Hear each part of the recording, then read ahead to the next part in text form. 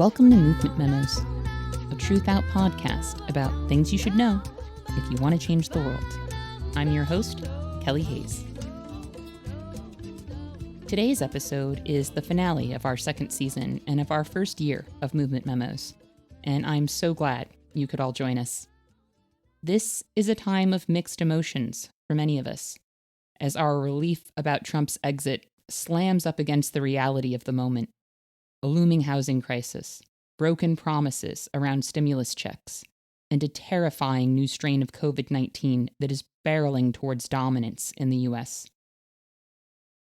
In Chicago, where I live, restaurants are reopening, even as predictions about the new strain become increasingly dire.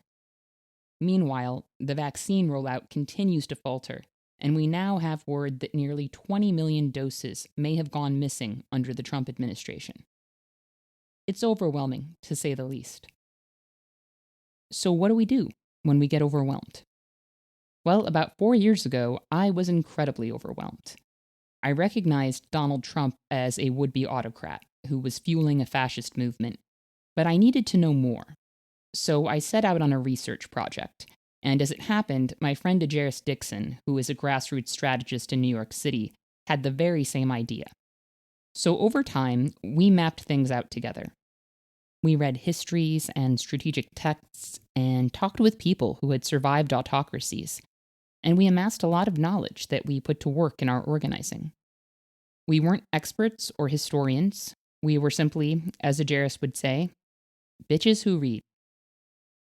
I am excited to have Ejeris back on the show today, but we won't be doing a deep dive on fascism, though I will be linking to episodes about fascism in the show notes. Today, we are going to talk about pivoting to meet the moment and processing where we've been. In Chicago, I have already pivoted to working on medical-grade mask distribution because it has become painfully clear that my city is not going to warn residents that we should all have N95s or KN95s as the new strain takes hold. We know that the next few months are going to be rough, and that mutual aid and other forms of community care will be more important than ever. We also know that this is going to be a time of troubleshooting amid disaster. But how do we build beyond merely reacting to events as they unfold? How do we strengthen the fabric of our organizing so we can respond to crisis from a place of power? And how do we sustain each other as we struggle? Ejeris and I got together earlier this week to try to answer some of those questions, and I hope you will enjoy our conversation as much as I did.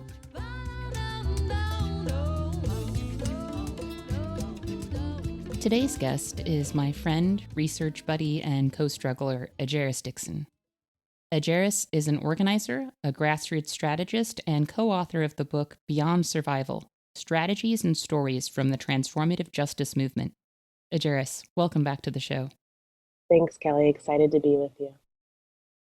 I usually ask my guests how they're doing, but we've been talking a lot, and I feel like maybe we don't know yet. So much has happened, and there's so much to process. You and I spent a lot of time over the last 4 years tracking the march of fascism, strategizing and organizing, making safety plans for ourselves and others, talking about what self-defense looks like, and texting late at night because we were just completely terrified. And damn, we're still here. Whoa. We are still here, which I wasn't sure about, I feel a little discombobulated and out of sorts, but I also feel a mix of relief and readiness, But that's, I'm in a thinking space around what do I need as a person? What do our communities need? How can I support movement groups well? And just a little bit of like, whoa, all that did happen. Same here. Well, this episode marks the end of our second season and of our first year of Movement Memos. And I'm so glad you could be here to mark this occasion with me, because I feel like you and me have created some of the best episodes of this show together. Well, I don't listen to my self-talk, so I can't speak to that. I I am really grateful for Movement Memos as a space to dig into politics in a really tumultuous time. I think one of the things I've been, I think, experiencing and witnessing is how much, for lack of better language, bad news overload people were experiencing, and how much then like disconnect from critical information we were having with organizers, activists, other folks on the left I was engaging with. And so I really appreciate that you would kind of be like, here's the thing we should be looking at. Here's what we're talking about. Here's how we're digging in deeper. Here's the history of this issue. Like, I think our folks needed guideposts because folks were overwhelmed, traumatized, trying to take care of their health, trying to take care of others, you know? So I am pretty damn grateful to be here with you too, and grateful for what you've created. Well, I appreciate that so much, and I appreciate you. And I hope you've been getting some rest finally. Not that there isn't work to do, but you personally definitely deserve some rest. Well, so funny is, yeah, I'm going to take a couple of days of rest. And so in both the type A person that I am and the way that I do a lot of strategy support, coaching and facilitation for movement groups. So I planned two kind of short vacations in January, two just in case one of them got canceled by fascism. And so on January 6th, I was about to turn off the news and turn off my Wi Fi and sleep and eat, sleep. I really wanted to sleep, rest, and like eat good food all day. And then I just remember like I had my TV on mute, and then I started to see kind of the Capitol attack, and I was like, okay, well, thank goodness we planned for this. Not like, thank goodness this is happening, but like, okay, well, fascism, everything is unpredictable. And yeah, I think the funniest thing is I come here and I talk a lot about fascism, but I had no intention to really dig in. Like some of this all started with I was talking to you a lot. I started to listen to different podcasts and read a lot of books because I was thinking about how do I support leftist organizers if I don't understand the political terrain, right? And knowing that the global fascist movement was impacting us, but I didn't really understand how to separate fascism from other forms of right-wing ideology or other forms of right-wing organizing. And I do remember there was a point where it was like, it was hard almost to take ourselves seriously, or I don't want to speak for you, because so few people were having the conversation. And then like a couple of months ago, something really changed for me when I'm like looking at MSNBC and Joe Scarborough is yelling about fascism, right? And he's got Madeleine Albright on to talk about her book on fascism. And I was like, okay, well, I guess we didn't get it wrong, but but it still means what do we do? Because it was a very quick mainstreaming of the conversation that didn't necessarily mean like a huge strategic pivot for us, right? And I think that was the thing that we were trying to do was like, hey, everyone, wake up, because this means our organizing needs to look a bit differently. Right. And I think that's super important to name. I still feel that most people don't realize and may never realize how close we came to living in a fascist autocratic state. But the way in which fascism was ultimately acknowledged in the media and by the powerful did not necessarily help us, because you had people for the last 4 years uplifting an analysis of fascism for the purpose of not just stopping Trump, but getting people to understand how this happens and why it happens and why it happened here. And people who plugged into that analysis got to understand that Trump wasn't some fluke product of our reality TV society, but that neoliberalism, which we've now returned to, paved an inevitable path to right-wing dominance. And with Trump, we were faced with the possibility that this consolidation of power that the GOP had been working towards for decades was going to happen with a reality TV star as its fascist autocratic leader. A lot of people dismissed that analysis, and I want to read a quote from an article in Intelligencer that came out 2 days after the Capitol raid, where an unidentified senior Trump official said, quote, "This is confirmation of so much that everyone has said for years now. Things that a lot of us thought were hyperbolic. We'd say, Trump's not a fascist, or he's not a wannabe dictator. Now it's like, well, what do you even say in response to that now?" End quote. And so we finally got that acknowledgement that we had not been wrong, and even Trump's own people are like, yes, he's a fascist. But what's happened in the wake of that acknowledgement? We have people panicking the way they did after 9/11, and instead of questioning the neoliberal austerity agenda that paved the path to Trumpism, we are in danger of seeing new anti-terror legislation that will be used to target the very communities that spent the last 4 years raising the alarm. And I am not trying to go down a rabbit hole about neoliberalism. We have done that recently on the show, and I will drop some links in the show notes. But I want people to think critically about the story that's being told right now, just as there was a story that was being told at the start of the Trump administration about how things wouldn't be all that bad and how he was probably too incompetent to do too much damage and how the institutions of government would stop him from doing so many of the things that he actually wound up doing. And those of us who were insisting that we were looking at a wannabe autocrat and the potential rise of fascism were mocked and dismissed. And I want people to think about that now as they see how people who are critical of Biden are treated. Because people who are bringing up the history of neoliberalism, of Biden himself, of broken promises, or really just what it's going to take to not wind up back in the hands of a fascist, no one wants to hear us right now any more than they wanted to hear about it back then. And while we are by no means talking about the same threat, we are talking about patterns that repeat and end in predictable ways. And we are also talking about people who don't want to process how bad can get. So they tell themselves stories about how it all might work out, or that we're being rescued, or they punish people who contradict those stories.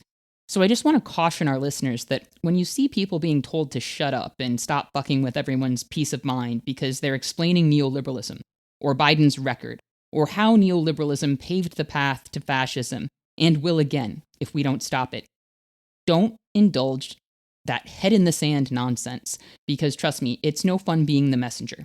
People shoot at you. No one wants to be the messenger, and no one who sees something terrible on the horizon wants to be right. Trust me, as someone who has a pretty solid track record of predicting political events, being wrong is incredibly underrated. Sometimes I just long for the warm embrace of being wrong. I know. I think we said this to each other, a point where it was like, I want to get this wrong, right? Like, I love being right. Right? Like it's a part of my personality I'm working on, the need to be told that I was right, you know? And I was like, I'm very okay with getting this wrong. I'm very okay with exaggerating. I'm very okay with you just being like, yes, that was alarmist. You got extra. You just read a lot of books, lived in a different world, right? So sorry for scaring you. But it was also a way that we could see that, like, when people, and I think it was like the trauma of the times, folks were so overloaded that they also couldn't take in the information. And so it's both exactly what you said about how close we came, but how close we still are. And right, and this moment, I think this moment is, how do people, like, people desire and deeply need, like, rest or a shift, or right, like, and I don't want us to, like, brand new day it so hard that we ignore right, like, that we still have, right, like, we still have a fascist and autocratic movement in this country. There is still a global fascist movement. They are still working to build power, and they are angry, right? So we are assessing a new political terrain. So what's the same and what's different? I think what's the same is that organizing matters, right? Meaning that we cannot expect that policies as we need them or expect them will be easy wins at all under Biden, right? That we still need to build mutual aid, that we still need to continue abolitionist work. What it does mean is it'll be fascinating because we're going to have, and we as broad strokes, but like many folks who are either in organizations or maybe longer term leftists, you will know somebody who will be in collaboration or at least talking to the Biden administration, right? And that's different. And what we saw when this was happening under the Obama administration is sometimes often we gave Obama too many passes, right? Like, oh, it's hard. Oh, and did not always protest as hard or hadn't really figured out if we wanted to do inside and outside game and what that looked like, right? Or what are the short-term policy victories and wins that we need to survive, and how do we also keep pushing without spending too much time just arguing with each other? Because there's a piece that some of this is about strategy, and strategy can align with our politics. So I think of that as what's different. What's the same that we don't want to be the same is that there's still a lot of danger. We want to believe that we're outside of danger, right? But the right still has tremendous power, right? They still believe that their quote unquote way of life is being eradicated. The militias are still there, and people will also continue to, and the level of misinformation, right? What people believe about Antifa, what right-wing people believe about Black Lives Matter, that's still present, and COVID is still present, from COVID deniers to just the massive amounts of sickness and death. And also, there are just so many people who also have really long-term health conditions that we still don't know what they look like, right? What's different is there's a vaccine. What's the same is it looks like there are still a lot of struggles to get access to it. The rollout under Trump is bad. It seems like it's still going to be pretty difficult under Biden. So under what we can call shifts in political opportunity that we will both want to celebrate and challenge, it was very easy for the left to kind of unilateral, like Trump is bad, all bad. What we'll have to fight is a tendency to fight each other as opposed to fighting our targets, right? And there is a way that people could organize in solidarity against Trump, and we will still need broad coalitions. We will still need places to have broad strategy and places to have a lot of difference, and figuring out how to communicate and challenge each other. Like I don't know if we know yet how to have strategic disagreement, or don't know is a pretty broad. Let me get more specific. Many people in the left that I am connected with struggle to have conversations around political disagreement. And I think we need them, because I think strategy needs to be more nimble when you're navigating neoliberals than it does around neo-fascists. Well, we know that a lot of people want to sort of live in their relief right now and sort of give Biden time to figure things out. And some people are going to feel conflicted about challenging folks on that. We know, because we have been here before, that we are going to be told not to complain about Biden's policies in the beginning, because his administration is new and Trump left utter catastrophe in his wake. Then later we'll be told that we need to quiet down because of the midterms, and then it will be about the general election. So how should people contend with that?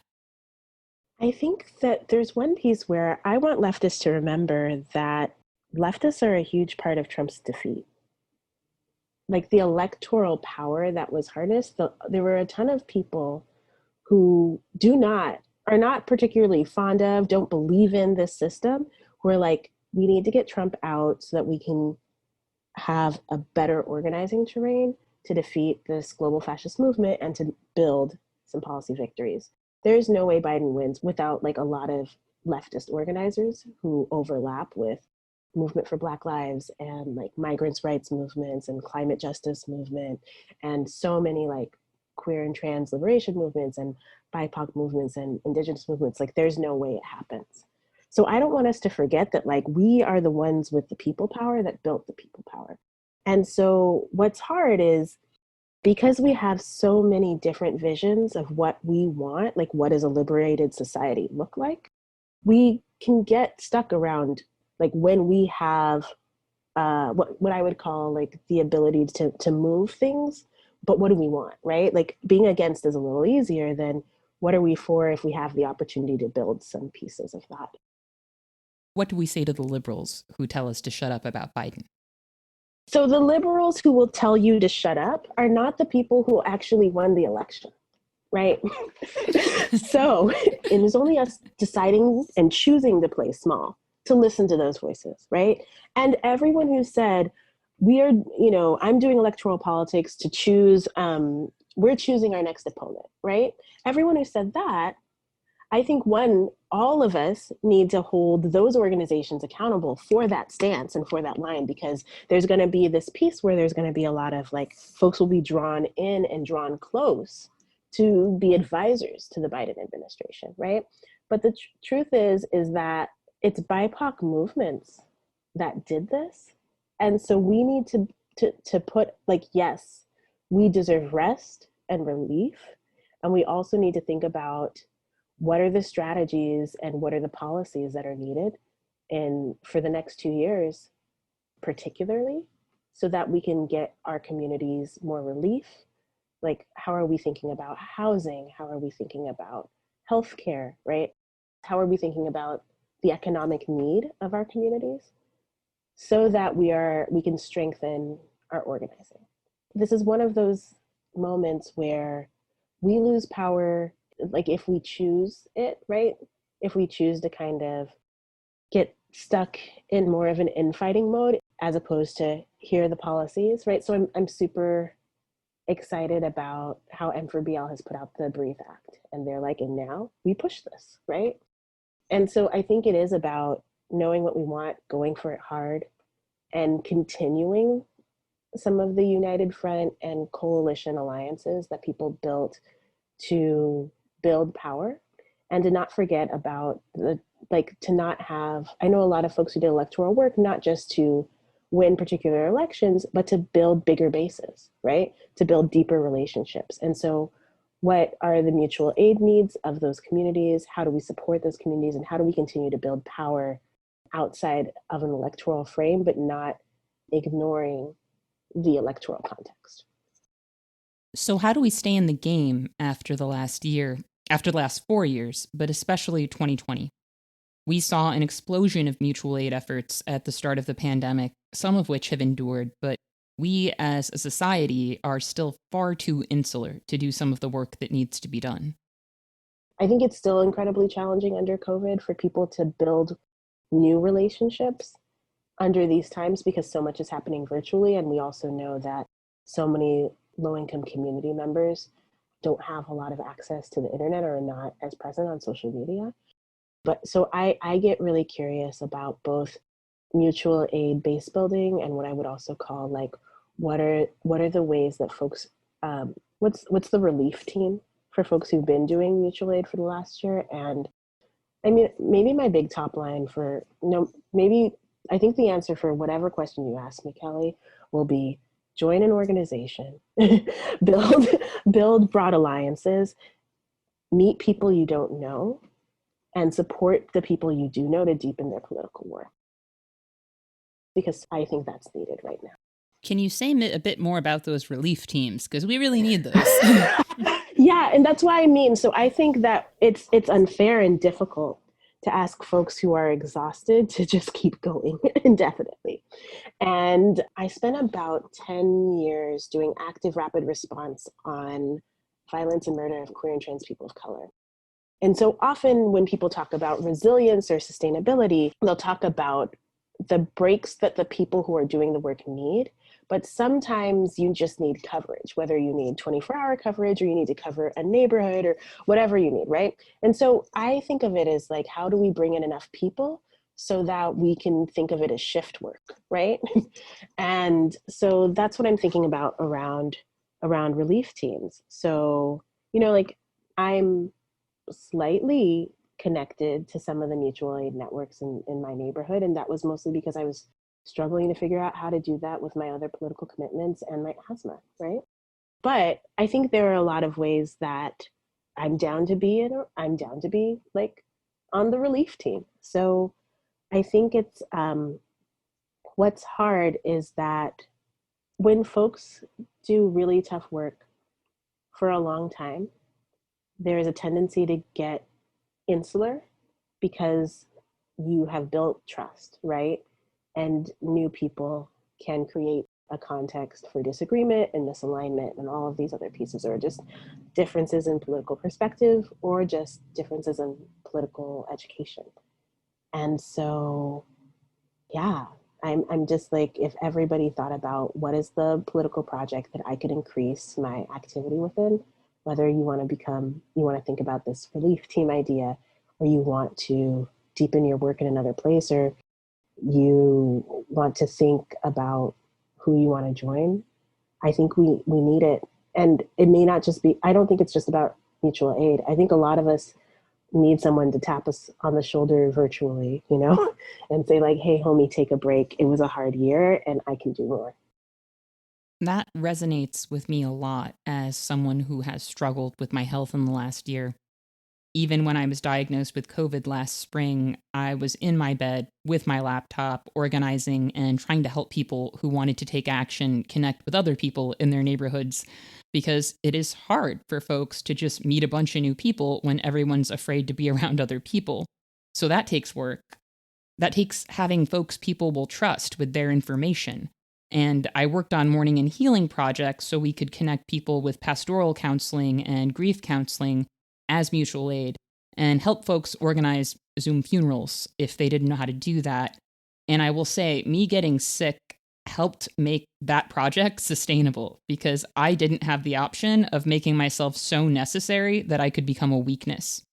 I was honest with people about the precarity of my health, and when things got bad, everything kept moving because I had that relief in place within the group.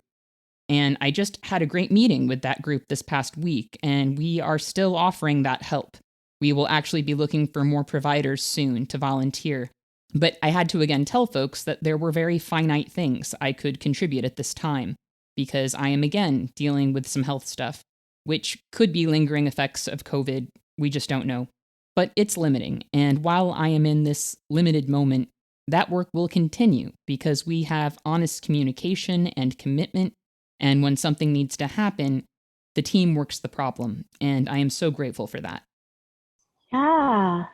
Well, and also like there's a thing that happens. I feel like this is one of those moments that I'm experiencing this, but I'm experiencing it a bit less because my work looks different than it has in the past. So this is the moment where a lot of organizers and activists went really hard, right? Either this year or the last couple of months. And like you look in the fridge and you're like, wow, like it looks terrible there. You look around your life, your relationships are a bit of a mess. You're you're a bit of a mess, right? Like just like basic maintenance. And it's not fun to sit in that, right? Like it's not like sometimes we go so hard in our political work that we will jump on the next project just to avoid sitting with, right, like the parts of us that are tired, drained, or can even feel isolated or empty, right? And If you're just so going to call me out like this in public. no, I'm talking about myself. I'm talking about myself. But and that's not the place we can organize anything sustainably from, because we're running away from ourselves, right? And that is also really scary for other people to witness. So nobody wants to join a movement of the haggard, right? Um, and so all that to say, I did a thing around my own sustainability where I created like an email list of friends who I think were had just different roles, right? Weren't always frontline organizers. And I was like, here are the things I'm struggling with, right? And so people were like groceries and this, just like supporting me on the basic needs. Mostly because I do a lot of abolitionist safety and security work, and because of threats of violence that were happening to movement groups, particularly in the last 6 months. We were inundated, and we were just trying to like create so much support for people that I was having trouble doing the basics. So I'm about to shut down that little email list now, because now I can cook for myself and do all these things. But my thought will be like, I no longer want to be y'all's political project. I want you to build your own political projects, right? Like the most helpful thing you do in this moment is not like more support to me, but is like where, what other support and relief can we create?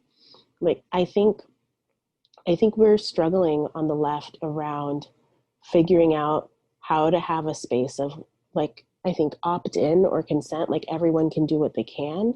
And also the right is coming at us like a truck, right? and so, right, like how do we build spaces where we don't say to people, you're we never want to go back, because I've grown up in some leftist spaces where like there was a very clear message of your best was not good enough, right? So we don't want to create that, but we also don't want to create movements where some of us who are very in tune with the threat are overworking because we see what's happening and other people aren't either present with the threats or don't want to be present, right? So I think we have a big question around structures for sustainability that really put our collective needs first, right? And our collective health and our collective impact effectiveness, as opposed to like a more individualistic frame on what sustainability looks like. I am just going to briefly interrupt us with a pre recorded fundraising appeal because TruthOut is a nonprofit news publication that has thus far survived the decimation of independent news. But we can't create independent news on a corporate landscape without help from readers and listeners like you. So if you're enjoying the show, please consider heading to truthout.org to make a donation today. So looking back on the last 4 years, what do you think we learned and what do you think we didn't learn? I almost want to like challenge Louis a little bit because I think some of us learned. No. I mean, almost meaning that like, did we all learn that there's a global fascist movement, right? And will we hold on to that knowledge, right? I don't know if we have truly learned the power of long-term strategic alliances, meaning for every political project we do, we all don't have to have the same politics, right? Like sometimes we can just agree on who our opponent is, or sometimes we can agree that everyone deserves housing, right? And so I think we have not yet learned the difference between what many of us call a political home, right? And a strategic alliance. And right? Like, and I think so if we require every political space that we're in for us to have complete alliance, then we may not be building with people we don't know. We may not be building with people who aren't as politicized as us or who haven't had the same level of access, right? And we may not be building big enough formations to address sizable threats, right? And so that's the thing I'm still like, have we learned that? Have we learned how to move through disagreement and harm, or even just like hard conversations where the first go-to isn't this is impossible, right? We've had to do a lot of work with groups around the difference between discomfort and harm and disagreement and harm. So I think we learned that. What I hope we also have learned, but I'm not sure. So in the safety and security work I do, and I don't speak to specifics often, right? Like I help give a lot of trainings from like a Black, Indigenous, people of color, movement-led, feminist, queer and trans frame on what does it take to build safety and security. And what I experience is that folks only want to think about the safety of their safety periodically, right? And then they make these asks that are impossible, right? So we got so many asks about militias weeks before the election, weeks, right? And the thing that people want, I've been joking that people want safety in a box, right? And then I can say like, go to this website and download safety in a box, right? And you'll put on this jacket and it will make you safe and everyone wears it, and everybody's safe, right? But the truth is that whether it's organizing, whether it's safety and security work, like the transformative skills are built over time and with practice, right? So what we have to learn is that we will win in like over time, right? We build power over time, not points in time, right? The movies show you that the left went like this march and they shut it down and then they won, right? And it's great cinema, but it's not organizing. It's not politics, right? Because they don't want to show that many meetings. They don't want to show that many Zoom calls, right? All of those pieces. So I I want us to build the type of power and support on like a general boring ass Tuesday, right? And I want people to go to I want us to build more consistency in how we show up in our organizing work, because then we'll know we're building transformation as opposed to like organizing from like a more reactive place. Yes. People need to embrace the unsexy stuff because most of the work is entirely unsexy. It's about building things with other people, and things that are built sustainably require a lot of time and intention. And it requires us to be able to work with people we don't like. Some people got irked with me during Inauguration Week because I wrote a post saying, yes, we are going to have to fight Biden, and he is not our savior, but laughing in people's faces right now because they are happy about the inauguration might make it harder to organize those folks later. And people got angry and claimed I was trying to silence critique because people simply couldn't handle being told that they would not be able to organize people that they openly hold in contempt. I am sorry, but there is no world in which you can do that. Like, I will sometimes tell people that we need to be able to organize with people who aren't of our own choosing.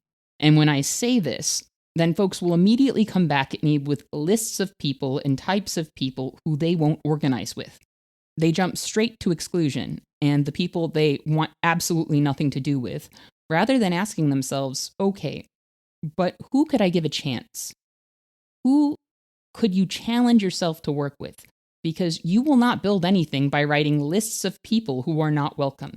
You have to figure out who is welcome and also how far outside your comfort zone you can move. So much of what goes on online in terms of the discourse around politics is about exclusion and disqualification. And it's about people sort of affirming themselves as having the identity of being a person with good politics. There's a whole lot of self-exaltation and self-righteousness that really doesn't seem to go anywhere, and it definitely doesn't amount to living your politics in concert with other people. And it definitely doesn't amount to action. So, for all of us who've survived hard things, and this is the part where I think I almost might say, I don't want to speak for your experience, but as you have a long history in direct action, I have a long history in security, right?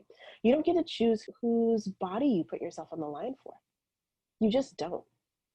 And like, if you are really doing the work, and if you believe in your politics, then you, at some point, show up for strangers. And it aligns with so many other experiences as a marginalized person, right? So as a survivor, you don't always get to choose who helps you survive. And so there is a piece around preciousness and privilege around wanting to say that I will only work with people with these politics. Now, I'm not saying that you have to work with people who have caused you harm. That's not what I'm saying. But there is a way that we are so quick to interpret that, that actually is about the fear of navigating something hard or the fear of navigating difference. And what Southern organizers, and I have a lot of family in the South, but what Southern organizers repeatedly say to me is that we don't have the same, we can't be as precious as y'all are up north, right? We have to build broad alliances of folks who believe in justice or who believe in freedom or who believe that people should have housing and that people should have food because of our organizing conditions and terrain. Like, some of the bullshit arguments that y'all are in, like, they don't fly here because we need each other too much. And so I think it's just really critical for us to think about, like, and I'm not a scholar of the right, like, from what I've heard from the scholars who are, like, they have been plotting and planning for at least 30 years, and of course more. We can go like the history of this country, and white capitalist, like heteropatriarchal supremacy. But there's a strategic plan going on, and and they're going to continue to execute and up the ante. And I want to be in a left that challenges and pushes back and organizes towards the world that we want, as opposed to a left that argues about who can and can't be in the room when the fascists are coming for us. So that's my belief system on that. I am very grateful for the words, "We don't always get to choose who helps us survive." Because, wow, if we could all get our heads around that, the left could really be onto something. And it reminds me of a conversation you and I were having recently about how we didn't win anything in November, we survived. This is what living to fight another day looks like. And it's an ugly day at that, but we have it. We survived, and hundreds of thousands of people did not. And if we do the things we have always done, we will see the same outcomes. Neoliberalism will pave a path to fascism, just as it did before. And the next would-be autocrat is going to be a lot smoother, and will probably also understand how the government works. But people don't want to think in these terms right now. People really want to bask in the non-existent glow of a new day, and to feel like we've won. And almost like they have to keep honoring and protecting the idea that we've won. I think this is the part of me that's just done a lot of organizing around violence. People want to know when they're safe, right? So when people say we won, or the need to feel like we have won and there is a permanent defeat, like this will never happen again, I think there's just a lot of fear that needs to be attended to, right? There's a lot of fear and there's a lot of trauma, and that's what's happening to our folks, right? And so similarly to you, I think of neoliberals as like the neoliberal response to like a justice request is like, that's so nice, but that's just completely unreasonable. It's just completely impossible. But you can meet with me about it, and you can send your letter here, and we're really trying, but these Republicans, right? Like, and then like people just play that game and play that game and play that game for years and years and years. And it's a slow erosion of the gains that we've seen, right? Or it's a slow erosion of social services and a taking over, but like through the proper channels. So because it's through the quote unquote proper channels, and it's less like, there's a reason why it's hard for many of us to define neoliberalism, because it blends, right? Like it blends and adapts and takes over in a particular way. So all that to say is, if we could just reframe we've won into I'm tired, sleepy, and scared, then we can attend to that, right? We can attend to that. Or I want an end point because I need to know when it's safe to mourn what happened last year or the last 4 years, right? And so like, if we understand that like there's not a strategic end, there's a need for a pivot, but the right will keep organizing, right? And therefore, like, how do we take care of ourselves and each other to be able to continue to fight, right? Like, I think that's the need. And recognizing that like phrases and belief systems that it's over and permanently defeated don't actually bring us anywhere closer to justice. So, what do you find encouraging about the moment we're in? I have found like the rise of mutual aid networks incredibly inspiring and exciting. I found some of the electoral wins inspiring because of the sheer numbers of people that were engaged and the ways that people thought about how to do work that is very like face to face in new ways. I feel excited because there are a lot of like big kind of progressive formations that I'm very excited to watch and see what happens. I find it hopeful that there are some people who it seems like will take the need for us to create like safety and security support, and particularly abolitionist safety and security support for groups and individuals seriously. And I think there was a way that because there were so many systemic failures, there was an incredible increase in the amount of people who were talking about and believing and committing to abolition and also committing to defund. And this is going to connect to something you said earlier. Like, if you don't have relationships with people who are different than you politically in some way, you don't actually get the chance to politicize people, right? And build stronger movements. So one of the most exciting things that's been happening to me all year was different people in my life, me not pushing them, but them saying to me, okay, what does this defund thing mean? Will you explain it to me? Because I'm hearing it a lot. I might agree, I might not, but I feel like I can ask you my questions, right? Like, if we don't have a left where enough people feel safe asking their questions, we don't build the size of the left, and we don't always have a space that's accessible to folks who have tremendous experiences of state violence and harm, right? So I just think of like all the different people in my, there was a moment where, my mom is not always into transformative justice. And I think she read Mariam Kaba's op-ed in the Times, right? And my mom was like, this is terrible. And I was like, but Mom, you taught me to not trust the cops. She was like, yeah, but we don't need them. And I was like, yeah, we don't need them. Right? Um, and so that's a political opening that's incredible, right? And I hope that we keep building on that opening. And I also hope that we build. Sorry, I just started to think about the people I know personally, right, who lost their lives this year, right? So I also hope that we build the space to like mourn our loved ones and to organize the support that they deserved and that wasn't there. I feel you, and I'm with you in that grief and in that hope. And I could not agree more that we need to create spaces for support and for care and to process the enormity of our losses.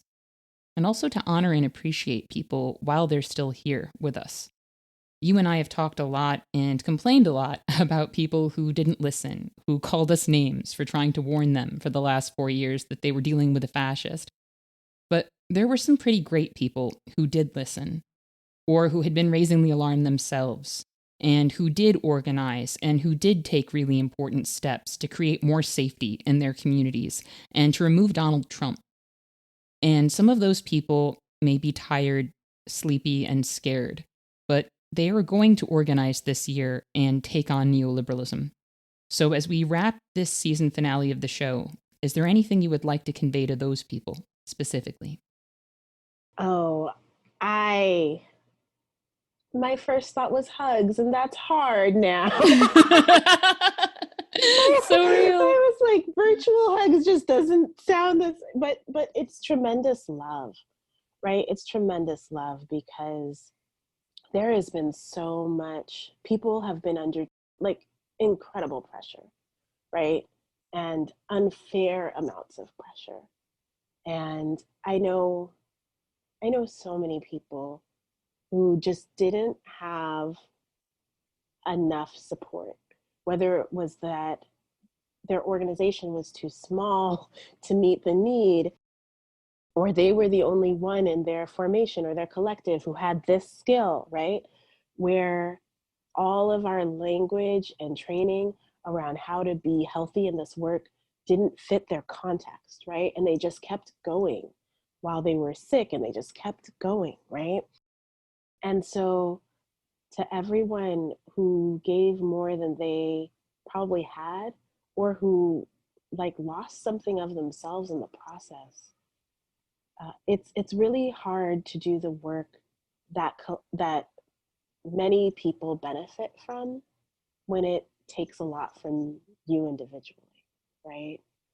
And there are never enough thank yous. There's never, like, you don't get a big thank you card like thank you from the left, right? Here's This a is gift true. card. I've been waiting for mine. I Where would is like, it? and like, I don't know, like a fruit basket or something, like, Bottle of wine, something. yeah, something, right? Right. Often, thank you comes in the form of like being trusted to do even more, and so I like a lot of people took a lot of risks because the other thing about knowing the context of fascism is that knowing that if there aren't enough people speaking out, they will target every every individual voice, right?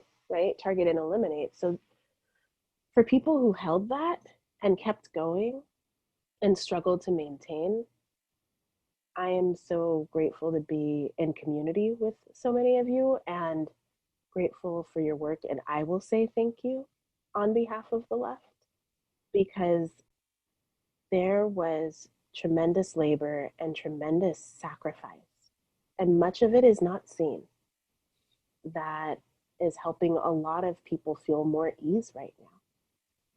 And I think I want to say like a real special, like I've got a lot of like older organizers in my life, and my favorite thing about movement elders is that they've weathered enough to kind of really give me a lot of context, right? Like he's to the right of Nixon and this is why. And like there were a lot of movement formations, particularly I would say in the 60s and 70s, that they just did a lot of political education, like more than many groups or people who are getting now. And so I know a lot of movement elders who wanted to be like quietly retiring, right? Who really, who I, because I was in connection with them, they were like, whenever you need to talk, whatever you need, right? Whatever I can do, however I can help, however I can support, right? And so I think there's also a piece where, to the extent that we can remember that our movements are and should be intergenerational, because there's so much to learn from both folks who are older than us and folks who are younger than us, right? But I think like I have a really big thank you for folks who've just been in it for a really long time, so they're real sharp at helping us all navigate the political terrain. So yeah, maybe our next role can be thank you cards, Kelly. That can be our next, you know, the next thing we do together. But I do think that one day we'll be able to like shower love on each other in the ways that we want to, and be in spaces together to be able to show up for each other. But I think maybe it's, as an organizer, I always have to have an ask. So I guess I want all of us to think about what are the appreciations that we want to also give to each other and to ourselves for how we built our survival. I love that. I love that. And I am just so grateful for you, Ejeris, for your work and your friendship. And I can't think of anyone I would rather wrap this first year of this show with. So thank you for being who you are and for being here with me today. Kelly, I'm so grateful for you and for Movement Memos and for TRUTHOUT and for you pitching and creating this political project as a way to bring light to all of us. I also want to thank our listeners for joining us today. And remember, our best defense against cynicism is to do good and to remember that the good we do matters. Movement Memos will be back in March, and until then, I'll see you in the streets.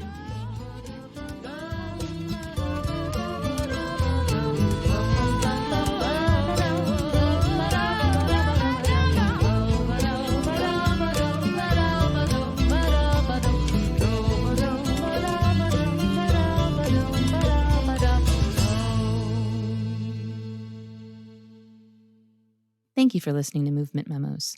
This show wouldn't exist if it weren't for TRUTHOUT, and TRUTHOUT's independent news and commentary wouldn't exist without listeners and readers like you.